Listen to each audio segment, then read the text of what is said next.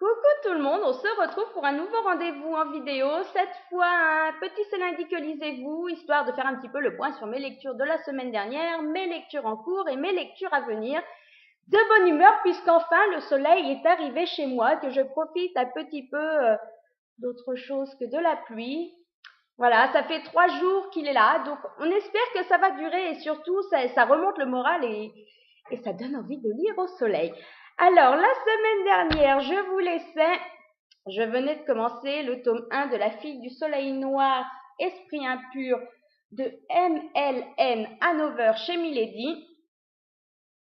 Et le problème, c'est que voilà, c'est qu'il est toujours en cours et je n'avance pas. Je l'ai même laissé de côté parce que je sais pas, ça m'emballe pas du tout.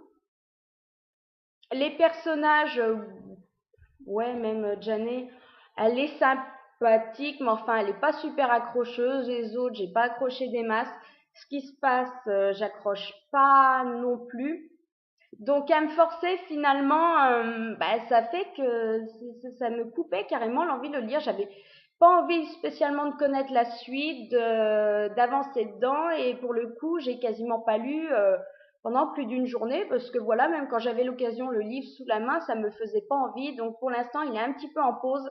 J'espère pendant les vacances là pouvoir le finir, mais c'est vrai que j'ai pas spécialement envie de me forcer si c'est pour que voilà, comme beaucoup, ça me fasse en ce moment une panne livresque. Donc, en pause pour le moment et avis mitigé pour le moment aussi sur le premier tome de La fille du soleil noir. Donc, j'ai choisi ensuite de me sortir un petit manga histoire de me relancer un petit peu. Le tome 3 de Secret Service. Voilà, j'ai encore passé un bon moment.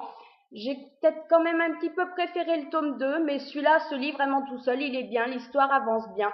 Donc voilà, contente de ma lecture et je continue encore une fois la série sans souci.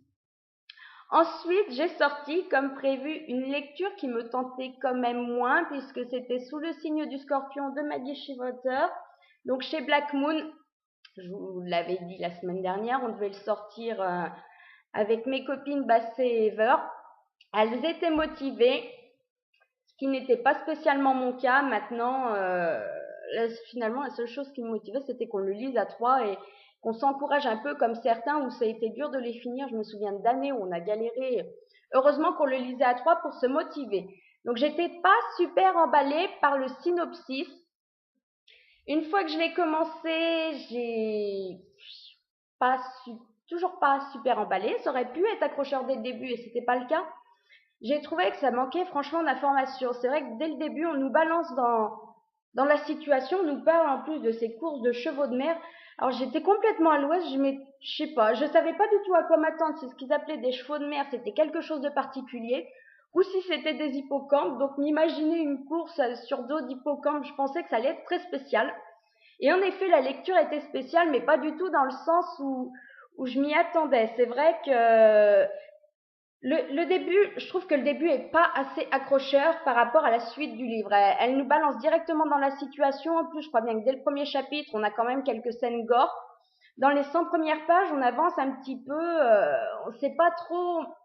Youp, on sait pas trop vers où elle nous embarque, quoi. C'est vrai que c'est une lecture qui était quand même un peu décalée et ça peut le faire ou pas du tout. Et c'est vrai que finalement, passer les 80, allez, 100, on va dire, premières pages, c'est c'est hallucinant parce qu'en fait, ça devient super prenant. Je comprends pas parce que pourtant, c'est pas le genre d'histoire du tout où j'accroche en temps normal. Le style, il est particulier, l'histoire est particulière. Normalement, c'est pas du tout le genre de choses auquel qui serait passé, quoi, au contraire. Et finalement, j'ai adoré, j'ai pas pu le lâcher. Donc c'est pas un coup de cœur parce que j'ai trouvé que le début était ouais voilà mal foutu. Surtout qu'à la fin en plus Maggie Showalter nous parle de cette légende justement des chevaux de mer et tout. Et j'ai trouvé que ça avait rien à faire à la fin. À la limite, j'aurais préféré une petite intro au début qui nous parle de cette légende sans nous, voilà, sans trop nous en dévoiler, mais de nous donner une base qui nous permettrait de comprendre parce que là, c'est vrai qu'on avance dans les pages et on se retrouve quand même, enfin, moi, je sais que j'étais un peu paumée, les filles aussi, donc ça vient pas que de moi. J'ai trouvé que, ouais, voilà, ce qui était à la fin aurait mérité de nous être expliqué avant pour que vraiment on plonge plus facilement dans cet univers. Par contre, l'histoire, j'ai adoré. C'est vrai qu'une fois qu'on est dedans, on suit deux points de vue qui s'alternent. On a Puck et Sean et ça devient super captivant. On les suit, on s'attache super vite à eux. Et finalement, ça a été un vraiment très, je bug aujourd'hui, je suis désolée, ça a été un très bon moment de lecture et je regrette vraiment pas finalement de l'avoir entamé alors que pourtant j'étais pas motivée plus que ça. Ensuite, j'ai sorti la liseuse et j'ai sorti comme prévu Caleb, donc dans la collection R de, je ne sais plus le nom, désolée, je l'ai pas sous les yeux. Donc Caleb qui me faisait très envie depuis sa sortie finalement parce que le synopsis est quand même bien accrocheur. J'avais envie de découvrir et c'est vrai que voilà, bon par contre ça s'est lu très vite. Je crois que en une journée et demie il était fini. Maintenant le problème c'est que je sais pas trop encore à l'heure actuelle ce que j'en ai pensé. C'est ce que je disais hier quand je l'ai fini. Il est fini. Est-ce que j'ai aimé, est-ce que j'ai pas aimé, je sais pas. Parce que la lecture, c'était la deuxième de la semaine qui était un petit peu spéciale. Et c'est vrai que j'arrive pas encore à l'heure actuelle à faire vraiment la part des choses. Je sais qu'il y a des choses que j'ai aimées. Le début, j'étais à fond dedans, j'ai bien accroché. J'aimais beaucoup Caleb suivre justement la découverte quand il découvre son don et tout ce qu'il peut en faire, le positif, le négatif. Voilà, j'étais à fond dedans. Maintenant, ce que j'ai peut-être moins aimé, c'est l'organisation dont on nous parle qui traque un petit peu Caleb entre autres et d'autres gens qui ont des pouvoirs. Donc l'organisation Sentinelle, oui, faut qu'il soit traqué, admettons, d'accord, ça a sa place dans l'histoire. Maintenant, ce qui m'a gavé aussi au bout d'un moment, c'est que je crois que passé à peu près la moitié du livre, ben plus ça va, plus les chapitres sont consacrés justement à cette organisation. Désolée. Et finalement, on voit quasiment plus Caleb, qu'on ne le suit pas. Il y a un moment, je me souviens, il doit y avoir 3 chapitres d'affilée où c'est quand même consacré à l'organisation. Bon, il nous explique des choses, hein, c'est pas le coup. Oui, on comprend qu'il faut que ça prenne une place. Maintenant, 3 chapitres là-dessus, je me disais, mais est-ce qu'ils vont nous reparler de Caleb à un moment de temps? Et là, petit chapitre alors de 5, 6, 7 pages où on nous parle de Caleb, mais ça tombe vraiment. On sent qu'on nous en parle pour nous dire, l'auteur s'est dit, ben oui, ça serait bien que j'en parle parce qu'à la base, le livre est dessus, mais il se passe rien de spécial. On sent vraiment que le chapitre tombe là pour dire, je vous en ai parlé, et paf, on réenchaîne avec 2-3 chapitres sur l'organisation. Donc ça m'a pas des masses plus. J'aurais quand même aimé que ce soit plus centré sur Caleb, en découvrir plus sur lui. Donc voilà, il y a d'autres petites choses qui m'ont gênée. Maintenant, je sais pas. Je pense qu'il faut que je cogite un peu et savoir si c'est plus du positif ou du négatif qui en ressort. Et ensuite, puisque la semaine était quand même super productive, j'ai sorti un autre livre, donc Boys Don't Cry de Mallory Blackman, qui me faisait très envie. J'adore la couverture en plus. Le pitch me tentait bien, comme je vous disais la semaine dernière. Et j'ai vraiment, voilà, mais je l'ai fini tout à l'heure, j'y ai passé un super moment. Je pensais pas que ça serait un coup de cœur, parce que voilà, j'avais lu à peu près la moitié, je me suis dit je vais passer un très bon moment, mais ce ne sera pas un coup de cœur. Et finalement, ben, la dernière partie, elle est, alors voilà, c'est un petit coup de cœur en fait. C'est pas le énorme comme c'était avec Entre chien et loup. Maintenant, j'ai été super touchée. Alors, ce qu'on nous dit pas en fait dans la quatrième de couve, on nous parle justement de Dante qui découvre qu'il a un enfant, que son ex arrive et lui fout entre les bras avant de s'en aller, de le laisser se débrouiller à 17 ans, voilà comme ça. Ce qu'on nous dit pas, c'est qu'en fait, on ne suit pas que Dante, on suit aussi finalement sa famille. On a 2 points de vue dans le livre, on a Dante et celui aussi de son frère Adam qui a 1 an et demi de moins et qui lui aussi, voilà, au début j'ai pas compris pourquoi on nous parlait de lui. Je pensais que ce serait un point de vue extérieur par rapport justement à cette situation et non, en fait on découvre qu'Adam il a aussi quelque chose à, je sais même pas comment l'expliquer. Il vit aussi quelque chose de fort, voilà, parce qu'en fait, Adam, il sait qu'il est homo, il l'assume totalement à la vue de tous, de son frère, à l'extérieur, partout. Et c'est vrai que c'est le seul à assumer, parce que son père, son frère sont pas du tout d'accord, ils refusent d'en parler, ils lui disent que de toute façon c'est une phase, voilà, qu'il y a pas mal de gars qui traversent ça, que ça va lui passer comme c'est venu finalement et qui acceptent pas du tout ce qu'il est. qui cherche pas à le comprendre, à en parler avec lui ou quoi que ce soit.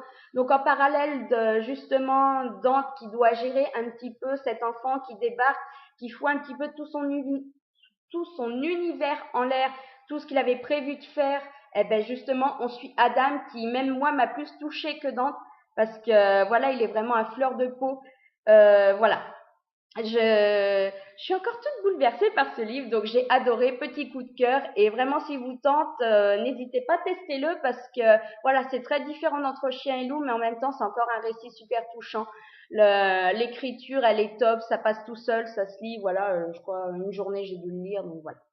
Donc allez-y, foncez. Voilà pour mes lectures de la semaine dernière, mes lectures en cours enfin. Juste entamé puisque j'ai lu 2 pages, je suis en train de lire donc Kate Daniels, le tome 2, Brûlure magique, puisque j'avais marchandé avec Cess qu'elle lise La confrérie de la dague noire 6 contre Kate Daniels 2. Donc comme je trouve plus mes mots aujourd'hui, c'est atroce. De son côté, voilà, elle l'a lu, donc c'est à mon tour, donc j'entame. Donc Kate Daniels 2 et j'espère que ça m'accroche quand même un peu plus que le tome 1 où j'étais quand même un petit peu mitigée, mais bon, le final donnait quand même envie de découvrir cette suite. Ensuite, je vais lire, alors j'ai prévu large parce qu'en fait, tout simplement, la semaine prochaine, il n'y aura pas de C'est lundi que lisez-vous puisque je serai partie en vacances. Donc, en gros, je vous fais ma petite palle des vacances. J'en ai prévu 5 parce que, et encore, je pense que je n'irai pas tout. Donc, j'ai prévu un gros pavé qu'il faut que je renvoie sous peu puisque c'est un livre voyageur, donc Druide d'Olivier Perrou. Voilà, il est dans le top 10 le top 10 livradique depuis X temps, depuis qu'il est sorti. Donc, j'ai envie de découvrir pourquoi tout le monde aime tant. Et voilà, bon, une belle petite brique. Donc, je pense qu'il va me tenir facile une semaine de vacances. Ensuite, j'ai prévu d'emmener Le Duc mis à nu de Salim Mackenzie, donc chez Milady, le tome 1, parce que voilà, je vous en ai parlé, j'ai envie de le découvrir, lecture d'été, si en plus il y a le beau temps qui continue à être là, ça va être parfait pour profiter du soleil en se détendant et en passant un bon moment. Je pense que voilà, vu les avis que j'ai lus, normalement ça devrait passer tout seul. J'ai aussi prévu, alors ça fait un moment que je veux le lire, le deuxième spin-off de la saga Chasseuse de la nuit, donc L'empreinte des ténèbres de Janiane Frost, avec Mancherez. Voilà, j'ai envie de voir comment Papy Manchou va s'en sortir. Voilà, d'aussi pouvoir lire celui-ci pour sortir le tome 5 de Chasseuse de la nuit. J'ai aussi prévu le tome 1 de Mon sang, donc d'Amanda Hawking, parce que voilà, il est arrivé dans ma palle, il me fait envie. Ce que j'ai lu de cet auteur, pour l'instant, j'adore, donc c'est l'occasion de le découvrir. Il n'est pas aussi gros que ça, il fait 300 pages, donc voilà. Et le dernier, je sortirai, si j'ai le temps, une autre grosse brique, puisque c'est le tome 2 de Gone, la fin, donc de Michael Grant chez Pocket Jeunesse. Celui-là, ça sera pas pour le lire en bronzant, ce sera pas pratique, mais voilà. Parce que je veux découvrir justement cette suite et que voilà, il faut qu'il sorte de ma palle, donc autant que ce soit maintenant. Donc voilà pour mes lectures passées, présentes et à venir. Donc comme je vous le disais, il n'y aura pas de C'est lundi prochain, donc on se retrouvera d'ici 15 jours normalement, je pense, on verra, ça serait bien. Normalement c'est prévu comme ça, donc voilà. En attendant, je vais vous faire de gros bisous, je vais vous souhaiter une bonne semaine, de bonnes vacances, beaucoup de soleil et je vous dis à dans 15 jours.